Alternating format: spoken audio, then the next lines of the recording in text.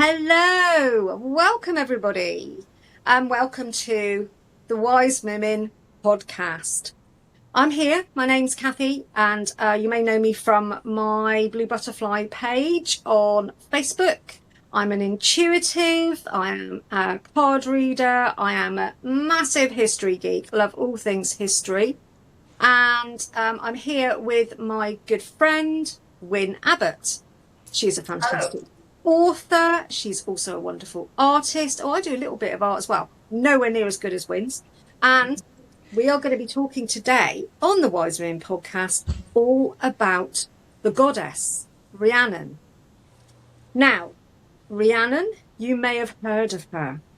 She had a lot of press, really. A lot of people talk about Rhiannon. I mean, I first heard about Rhiannon several years ago, a long time ago, from the song by Fleetwood Mac about Rhiannon. Yeah. And that actually led me to learn about her fantastically inspiring story, which teaches us so much. She's often known as the goddess of horses and or birds, but there is so much more to Rhiannon and her story, which comes from Welsh mythology, from the Mabinogion, and I really hope I've pronounced that right, and I think I have because I've been practicing it, Wyn. I have been. I've got to agree. So I know why Rhiannon is very interesting to me, but I'm going to ask Wyn what attracted her to learn about Rhiannon. But before she tells us, if you enjoy this podcast, don't forget to subscribe. We have several now in the back catalogue. We've been going a long time now, since May of this year. And it's really fun. We are really enjoying it. We are learning so much. We love having you on board. So do subscribe.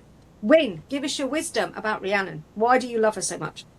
Well, interestingly, I mean, I did know about Rhiannon, but it was about 26 years ago when I was doing a university course, and I was doing a whole module on the Isle of Rum in Scotland, which was amazing, really. The whole module was there. But every morning when I went for a walk through this beautiful bluebell woods, this white horse would come to me.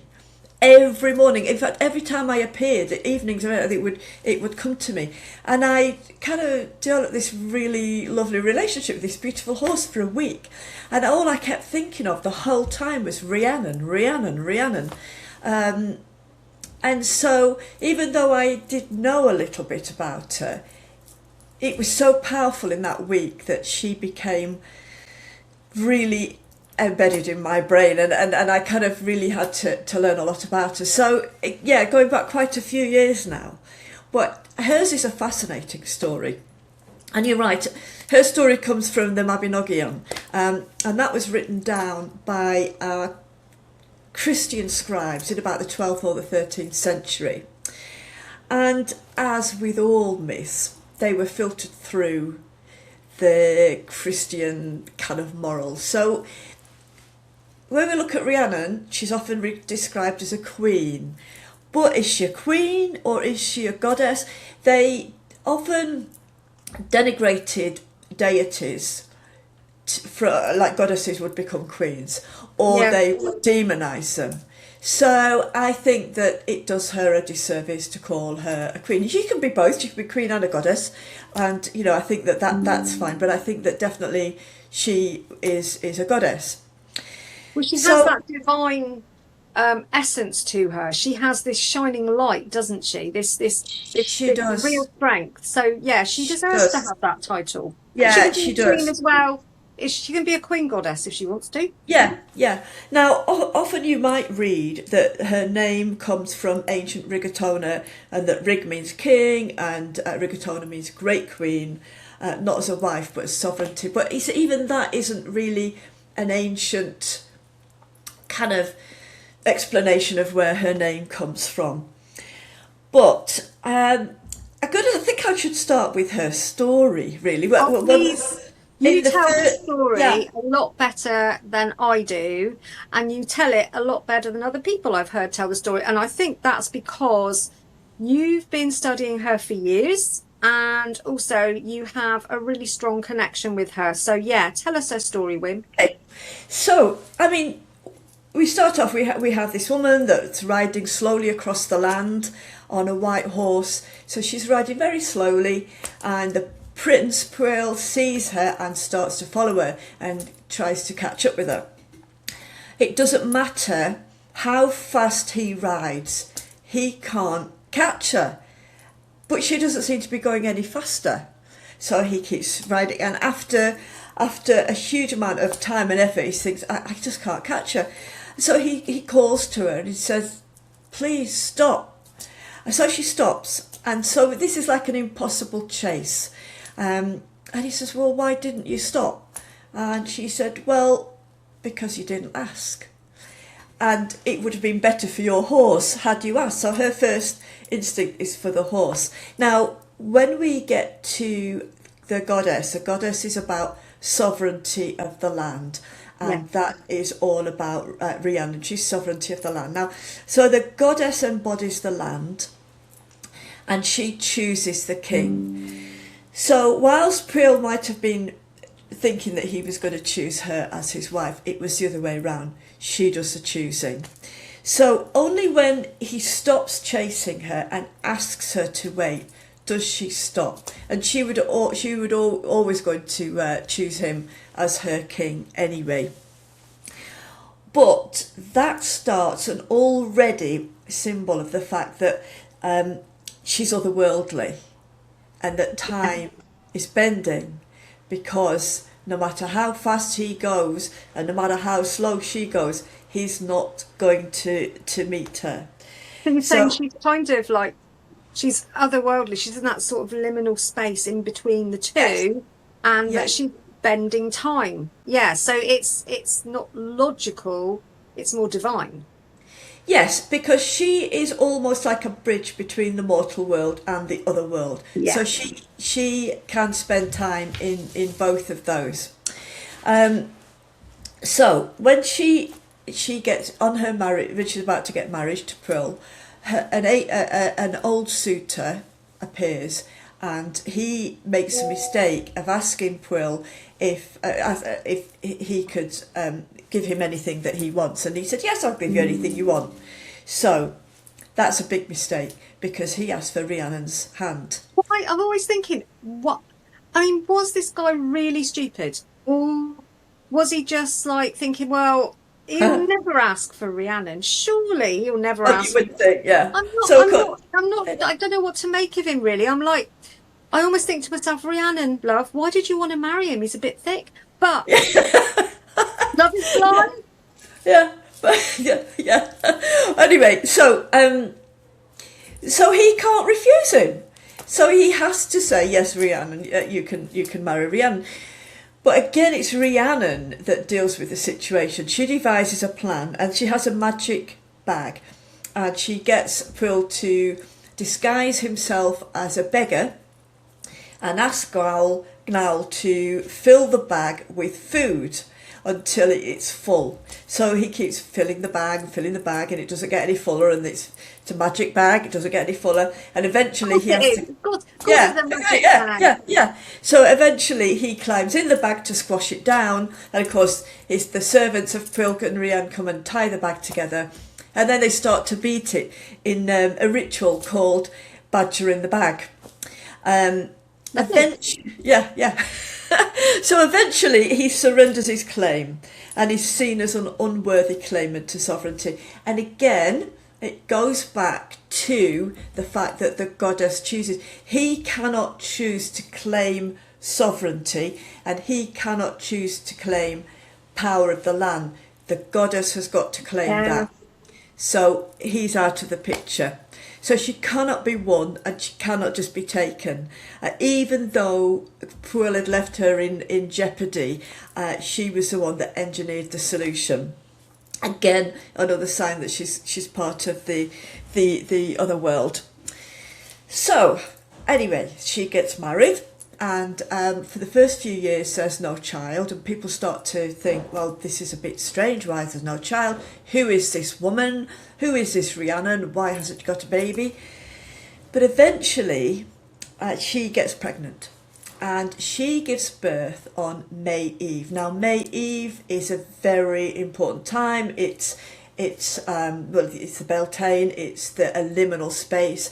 It's a time when the boundaries of the worlds are very thin. Like it's like two ends of the year. It's like Halloween in October. It's the same similar sort of thing, but different. It's spring coming, summer coming, all that sort of thing, isn't it? And you've got to be careful of the Fey world at this time, because you know they can be tricky. So she gives birth, and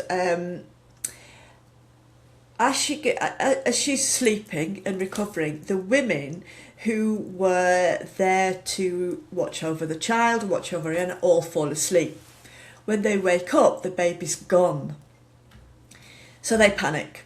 Yeah. So they kill a puppy, and they cover the bed with blood and around Rhiannon's mouth, and then say she's killed and eaten the baby. So they accuse her of cannibalism. That was the word I was trying to think of. So now Rhiannon doesn't argue or say anything about this, but as a punishment, her husband says she's got to stand at the castle gates for 7 years, and every visitor that comes, she's got to tell her story, and she's got to carry them on her back like a horse to the castle. So she does this. So meanwhile, the other thing about May Eve is that there's a couple. I always get his name wrong. Terion. I'm just going to say man. Anyway, they have a horse, and every year on May Eve, it gives birth to a foal, and the foal disappears as soon as it's born. So one year he decides, this is ridiculous. I'm going to stay awake all night. And this guy, where this happens, it's away from where Rhiannon is as well, isn't it? It's not particularly close. It's somewhere else. It is. Of course, but it's within the kingdom. So he stays awake, and as the foal is born, a clawed hand comes through to grab it, and he chops the hand off. So that the creature comes every May Eve to take. Now this is again about the other world, because the creatures spend time in the other world and in the mortal world. So, and at that time he sees the child, and therefore he brings the child up as his own. Now, after a few years, he realises that the child is growing very, very quickly, very differently, and the resemblance to his father is quite stark, and he realises that it's Rhiannon's baby. So takes it back, and she calls him Pryderi, and so they're reunited. So she's exonerated. They realise that this was. She hadn't eaten the child, but again, the very fact that he disappeared on May Eve, it's that liminal space, and the child has got to be present in the other world as well as the mortal world, so that he is seen as a being of the other world. You know, he's not just a mortal child. So so he belongs in both worlds, and he's got to pass through the other world before he can take his place in the mortal world. I mean, you can see similarities in other myths, Greek myths and what have you, but this is quite significant to them. Specific. It's very specific. The whole story. It's got its. There's bound to be some correlation with other ones, but it's very much Rhiannon's story. Yeah, it is, and so the fact is that horses and white horses are particularly important to Rhiannon. Now, the reason why, well, first of all, owning horses meant power, and sacred horses meant divine authority. Now, white horses, white boars, white stags, all of those were otherworld creatures. The white creatures were what gave them the otherworldly thing. So I mean, innocence and purity and all that sort of thing, isn't it? Not touched so much by the world of man, or whatever you want to call it. Yeah, our world. It's certainly Yeah, it's certainly a magical, but so she was so white horses was very much associated with Rhiannon, and that's also one of the horse symbolism. Now we were talking before about there's lots and lots of different horse deities, Yeah, all but over the world, all over the yeah, world. but the stories are quite differently. But Rhiannon's story is very much about sovereignty and like Yes. the Irish Macha. And we were talking before about Epona. I mean, you were going to talk a little bit about Epona, Yeah, weren't because you? we've got to mention Epona. Epona is my girl. I love Epona. Because And they're often seen, Rhiannon and Epona are often seen or linked together. But we're going uh, to it's not, yeah, and diffuse some that. people link Macha into that. And, we're going to talk about Macha in a bit, and her story is more connected to Rhiannon, but Yeah, Epona is definitely not. So, yeah, Epona, she was a Celtic goddess, and she was connected very much with yeah, horses.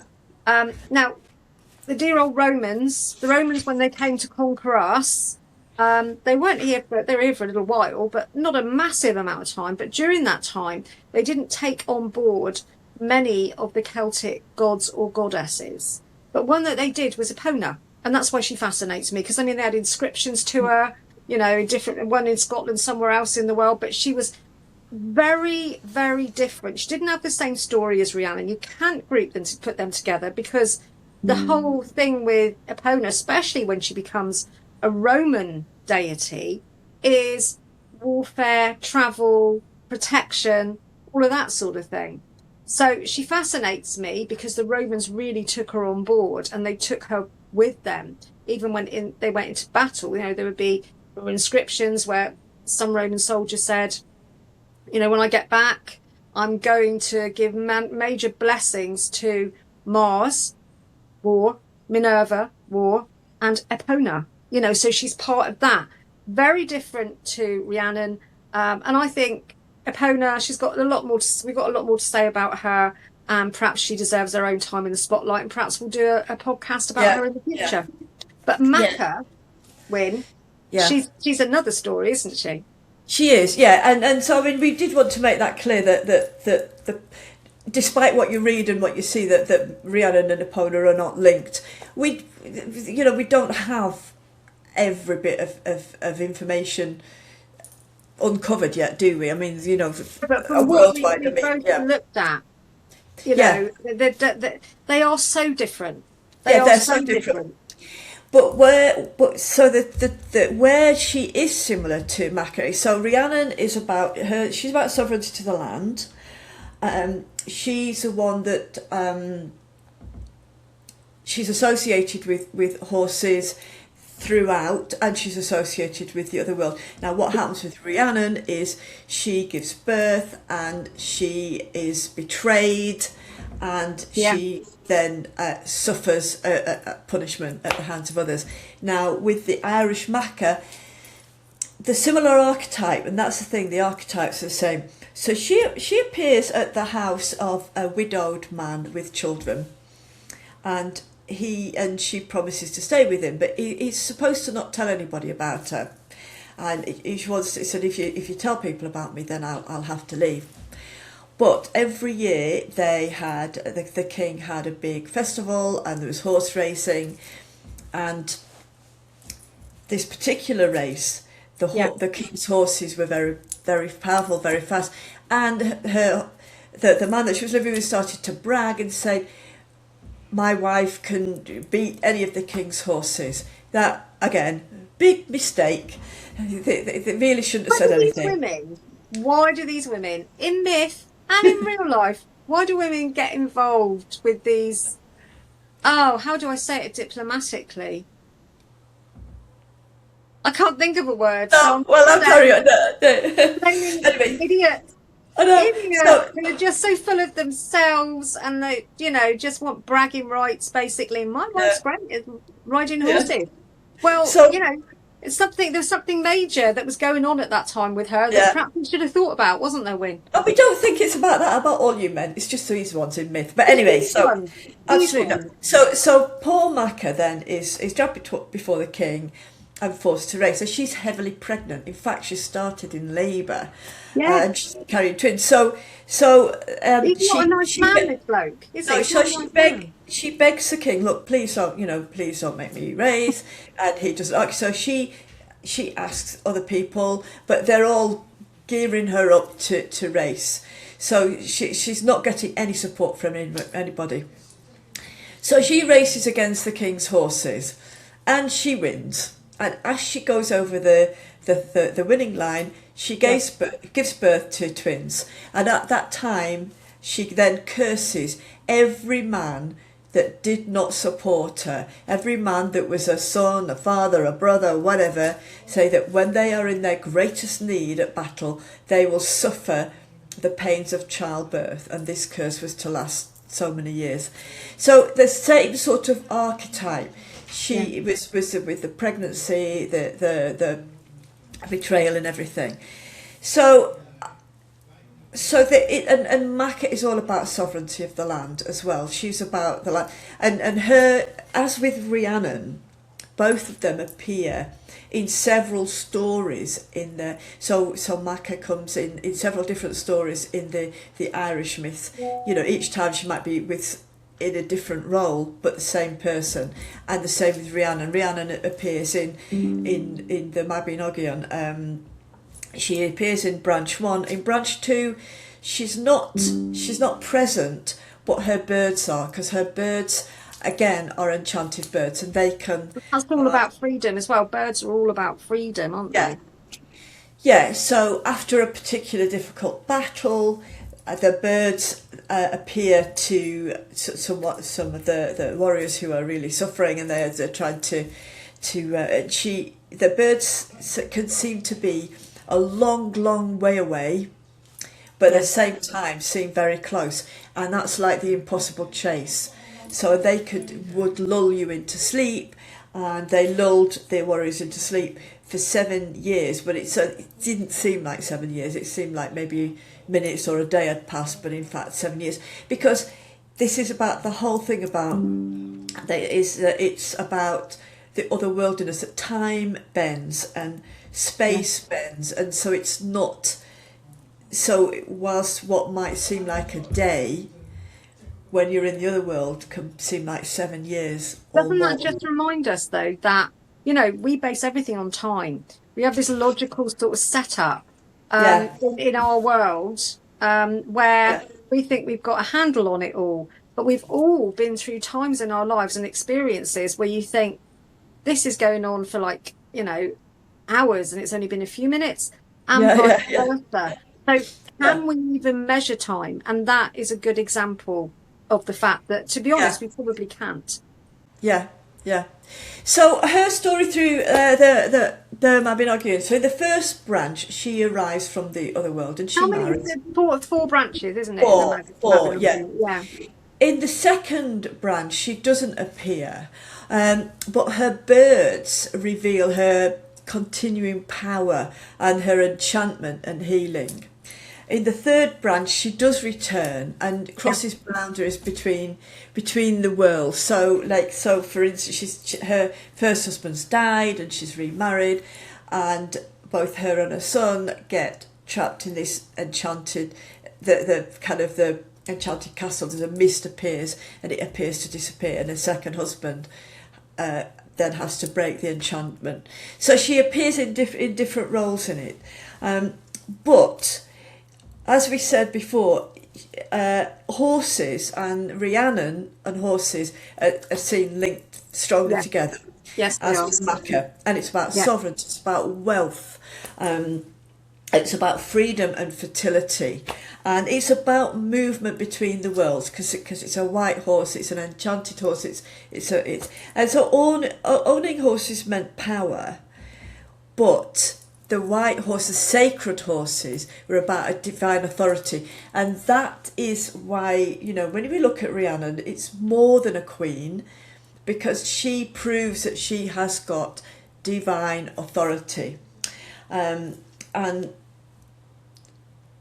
she never, when she's accused of eating her son, she doesn't rebel, she doesn't fight back, she just takes what is often She doesn't takes up even much sort of defend herself No, verbally she doesn't or defend give herself. any reason No, for she it. doesn't. She doesn't. And that's the thing about myths. I mean, they ask you, they kind of leave you with lots of questions, but you kind of got to dig kind of deep about them. But everything about Rhiannon's stories is about the impossible and outside of ordinary reality, which is, and it's all these things in myth that, particularly in Celtic myth and Irish myth and Welsh myth, it's about those that show you that the other world cannot be reached. You cannot just go to the other world. You've got to be invited, and it's outside of ordinary reality. So things that seem impossible are suddenly happening, and you It's think that can't be expanding right. your mind to accept that magic happens and there is a place for it. But you can only access it if you're invited, because you respect and understand that that space and those that inhabit it. I had a recurring dream when I was a child, and I'm sure lots of you have had this dream, and I would be in this recurring dream where I was running and not getting anywhere. I'd be running and running, and it was like I was running through quicksand or something. Yeah, I wasn't I know getting what you mean. anywhere. Yeah. And that's how I see this, like the impossible chase when she's Yeah, being very pursued on much the so. horse. Very much so. Yeah. And I'm sure that other people have had those dreams, so I'm sure they have. And it's like, Just while we're talking about this, it's a bit of a segue, but unusual for us to segue, isn't it, Win? We never do that. We always no, I stick never on do topic. that. This space, this other world, whatever you want to call it, dream space, whatever you want to call it, different cultures call it different things as well.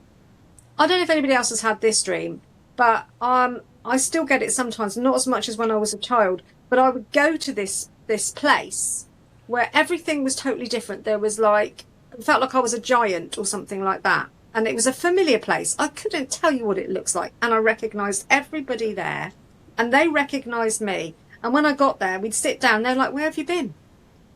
And almost like I'd crossed into this space in my dream. And I would daydream sometimes as a child, and I'd go there as well. As I've got older, it gets less and less. And it's been less since I got into my late teens. But I still do, at the age of 59, I still go there every now and again. It's almost like a reminder. And it is very real, probably as real as that dream you had when you were running. Yeah. And I don't know, do you ever have a dream like that where you go to a place? Actually, I do. I have this place. With familiar people. It's kind of like, and it's like my safe space. Yeah, so I know exactly what you mean. Yeah, you feel it's almost like you're so comfortable there. You're just like, why would I want to go anywhere else? This is where everybody knows me. And to me, that is my other world. So it's not, I think we're taught that magic is scary, things that don't make any sense. Oh, supernatural or anything like, you've got to be scared of that. You've got to be very wary, instead of just relaxing into it, respecting it and being curious. But isn't it interesting that as children, certainly I was, at children, you taught all these fairy stories and about witches and all sorts, and it's entertainment. Then you get to a certain age and it's no, you shouldn't be looking at that. Yeah. But you kind of be brought up with that. It's like I've suddenly grown up, and so I can't. No, that's terrible now. Right. Except the fairies are all beautiful, and Disney talks about fairies, and the witches are always evil hags, and they've kind of got the whole thing skewed around for good reason, but for their good reason. That's Disney for you, but there we go. That's a whole other story. Yeah. Sorry, it's a pun. Yeah. Anyway, it wasn't meant to be. It's not a very good one. So I get the other world connection, and I think that these myths and these stories are handed down to remind us of our connection to that, because we are bodies and we are walking around doing our thing and going to Tesco's and going to work and looking after kids and having our lives and getting married and moving along, but we're also a soul, and our minds, there are loads of bits, apparently, I'm not a scientist, in our minds that we don't use, so a lot of this, I think we access them when we open ourselves up to these other worlds, these other dimensions, these deities, and those seeds are sown for a reason. Yeah. We have these stories for a reason, to make us realize that this can be accessed, you know, and magic is real. It is. Do you know, but just going back to what we said at the beginning, when Rhiannon first started to come to me in a big way, because I took a photograph of that horse and I always have that picture still today on my notice board, but I've just moved house, so I've not got everything out yet. Anyway, but when I arrived on the Isle of Rum, I walked into this kind of like woodland forest, and it just took my breath away. It was just a blanket of bluebells, and it was silent, and there was just bluebells, and I just walked, and I could hardly breathe. It was just incredible. And in the middle of this statue, I can't remember what the statue was about, but it was very otherworldly feeling.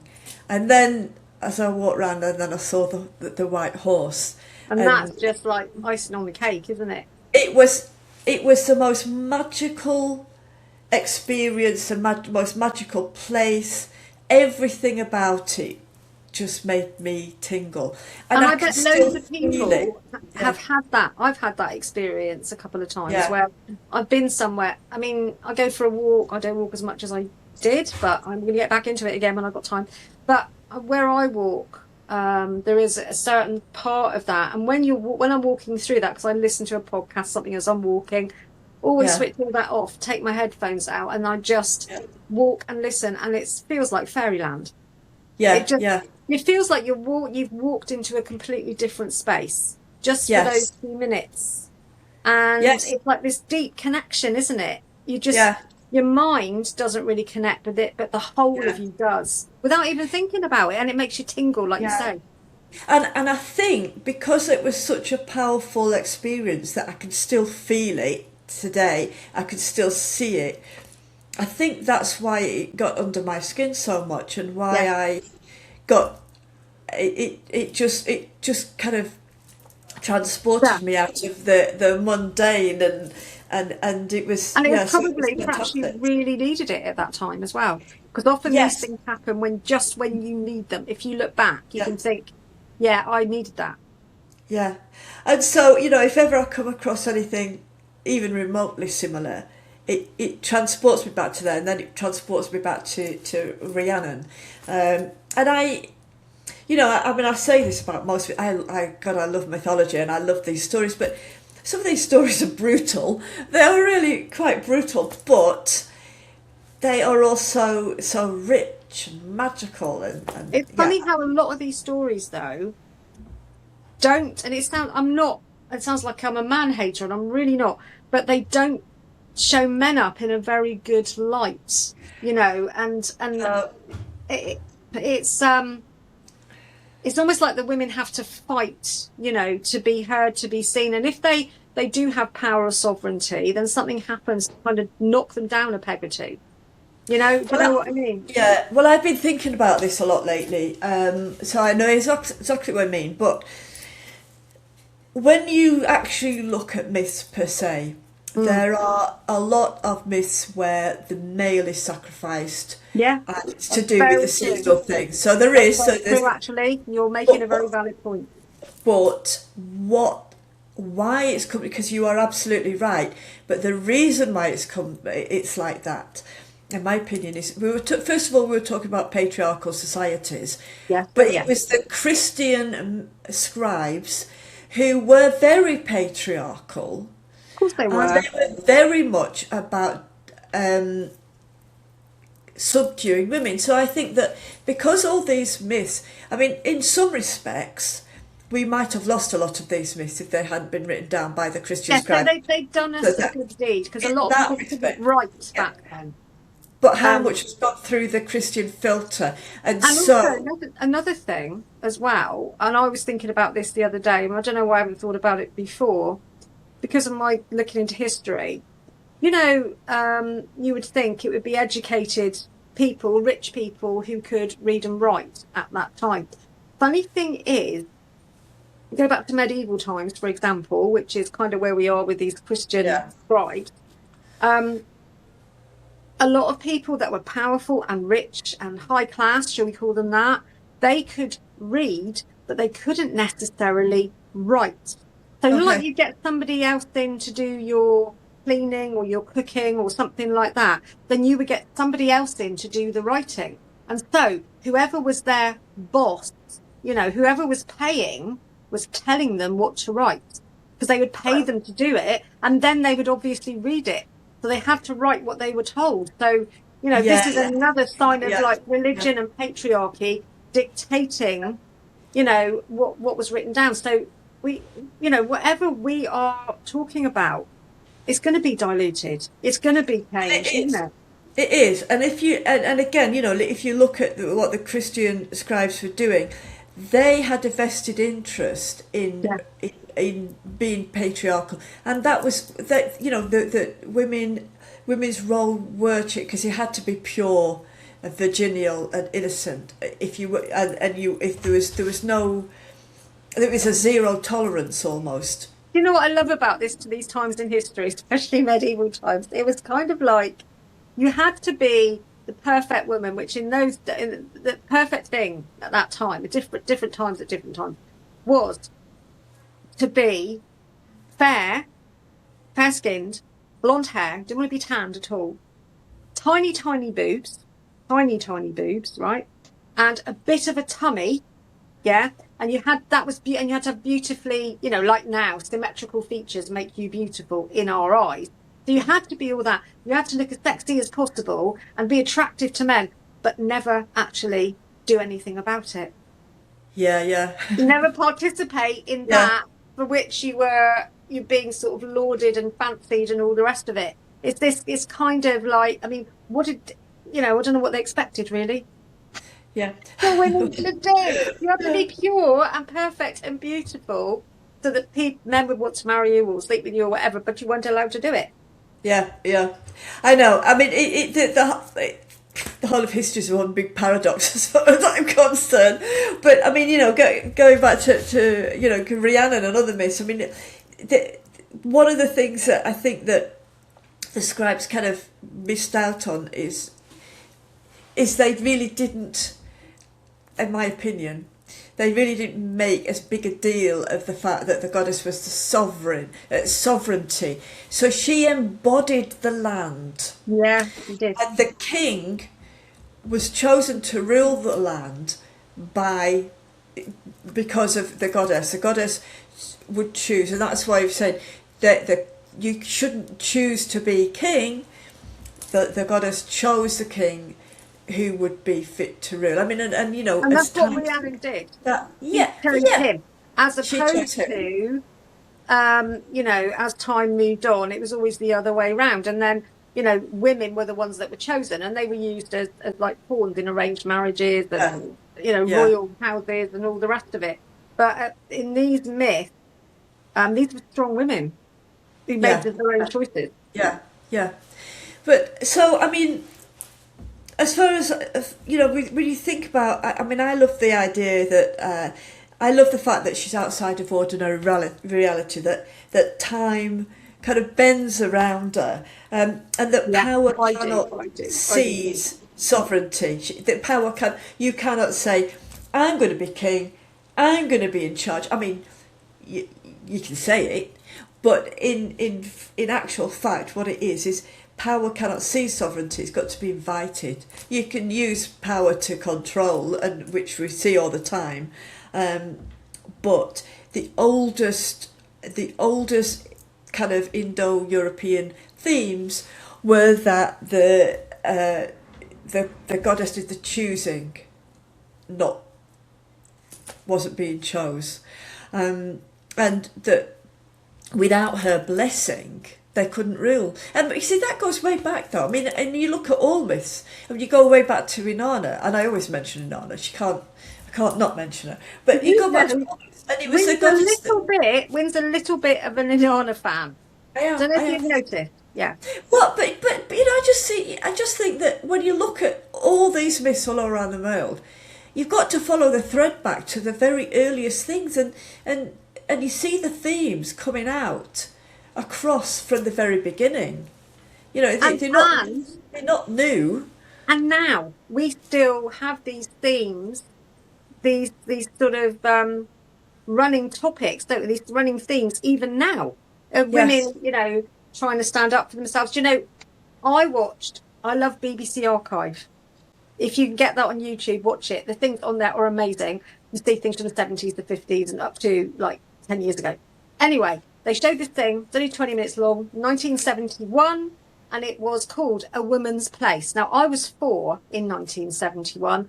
I cannot believe how much things have changed, because even in the early 70s, you know, this thought of women going out to work and becoming engineers and all the rest of it was kind of like, well, it just, people were looking at women as if to say, well, what are you doing? That's not your place. Your place is to do this, that, and the other. So women have been striving to establish their sovereignty, you know, and until recently, women weren't even paid the same as men for the same job. Look at Rhiannon. She's carrying people on her back, you know. Yeah. She can do the same. She's as strong. She's as strong. We are all have our strengths and our weaknesses, and we need to be celebrated for them because they are individual and unique, whatever sex you are.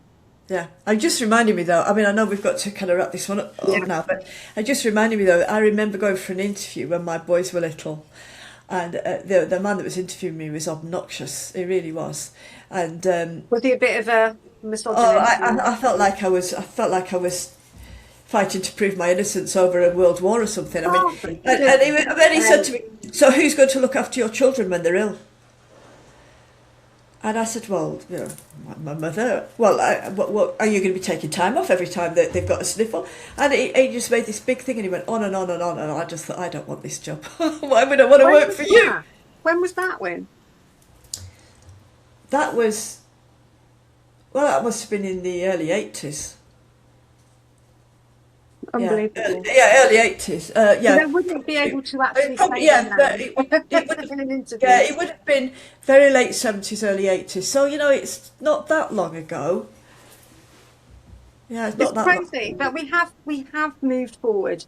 But I think Rhiannon is just a perfect example of establishing this sovereignty, of being a strong woman. And also, you know, I don't know how I feel about her not saying anything to justify herself or to, I don't know if there was no point in that, or if she just felt as if she didn't need to, or was it just that she knew that these men weren't going to take any note, or the people weren't going to take any notice of her? I don't know about that. That's the one thing that sort of, you know, it really interests me, and I don't know what I think of it. Do you know what I think it is? I think it's because the myths were written down, and I don't think we've got the whole story. I mean, we never got the whole story about why the foal was taken every May Eve, why the child was taken and then appeared someone else. So we never got everything, and like I said, we were reliant on. You're right. So much had been passed on verbally, and so much had been lost. But all these myths were written down by Christian scribes who they had an interest in preserving them, but at the same time they did not believe them. They were rejecting the pagan gods and goddesses. So kind of dismissive. So they wouldn't have put the whole thing in. What was their motive? Yeah. So I think that, you know, there is a lot that is probably missing, and I think that Rhiannon's story is one that is probably fragmented. Yes, and many of them probably are. But so we probably need to wrap this one up, really. Before I just pass you on to Wynne, who's going to tell you all about another episode that we've got coming up, which is part of a series that we will be starting. And you probably by now perhaps seen the first episode, which is about the Paris witch hunt. I'm just going to say, please subscribe if you've enjoyed, because we love having you on board and we love your comments. As many comments as you like, we really appreciate them. And and I'm going to pass you over to Wynne to tell you about what's next.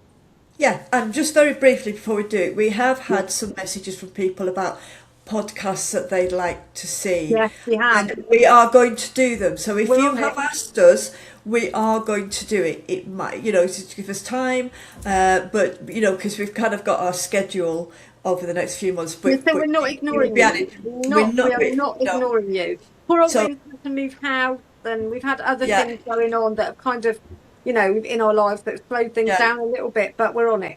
We'll get there. But we definitely are. So bear with us. But we've had a lot of interest in anything we do about witches, witchcraft and everything. So the next podcast is going to be about Salem, the Salem witches. Of course they weren't witches, they were just ordinary people, but they still get called witches. And I went to Salem a couple of years ago because I used to sell in a shop there, and it's completely different to what I expected, but I visited the memorial place of the witches. So we are going to talk all about their story. And we both think it's really, really important that we keep their stories alive, because they were ordinary people. They were ordinary people. Labels, whatever label you slap on somebody, they are human beings. And they were caught in a sort of mass hysteria, Yeah. So we're going to talk about that. We're going to talk about how the witch trials in the UK affected how the witch trials were undertaken in Salem, in Massachusetts. And the kind so of that's our next one. People were living, in Salem at that time in history. I think that's really important, because then you can see where it came from. Anyway, telling you too much. Yeah, but so that's it for us for this time. So a huge thank you, Kathy. And you win, Yeah. Always. Lovely. Please keep those comments coming. Please share our videos if you can, because it really helps and we very much appreciate it. The more we get shared, the more we'll make, basically, because we'll get, people will want to see us, I'm guessing. And we're really blown away, aren't we, with how many people that are subscribing. We really thank you for that. But we want to make more, and we want to make better quality ones. I want to get a new camera so that I look, a bit better than I do. But all these things, as you know, take time and cost money. But anybody who wants to share for us, anybody who comments or likes, thank you. Yeah, thank you. Okay, so we will see you next time. And please, comments are always welcome. Follow us both on Facebook, and see you next time. Okay, thank you. Bye.